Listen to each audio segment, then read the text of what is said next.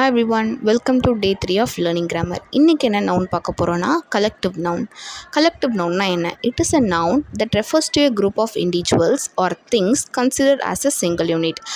புரிகிற மாதிரி சொல்லணும் அப்படின்னா இப்போ நீங்கள் ஸ்க்ரீனில் பார்க்குறது என்ன? இட் இஸ் அ பேர்ட், ஒரு சிங்கிள் பேர்ட், ஓகேவா? அண்ட் இப்போ நீங்கள் ஸ்க்ரீனில் பார்க்குறது என்ன? Group of bird. அதே பேர்டு தான் குரூப்பாக இருக்குது. இதை நம்ம எப்படி சொல்வோம்? a flock of birds. flock அப்படின்றது கலெக்டிவ் நவுன். flock அப்படின்ற ஒரு நவுன் ஒரு குரூப் ஆஃப் பேர்டை ரெஃபர் பண்ணுது. So it is a collective noun. And here some examples: a circle of friends, a class of students. like இது எல்லாமே collective noun. Next we are going to learn what is material noun. material nounனா என்ன? A material noun refers to substances or material from which things are made. To make it more simple, what is this? It is a chair which is made from wood.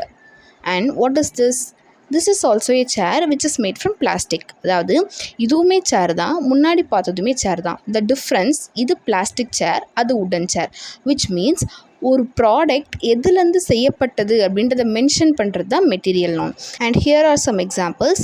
Some coins are made of silver. Silver அப்படின்றது material noun. She wore a gold chain around her neck. Gold அப்படின்றது material noun. Thank you.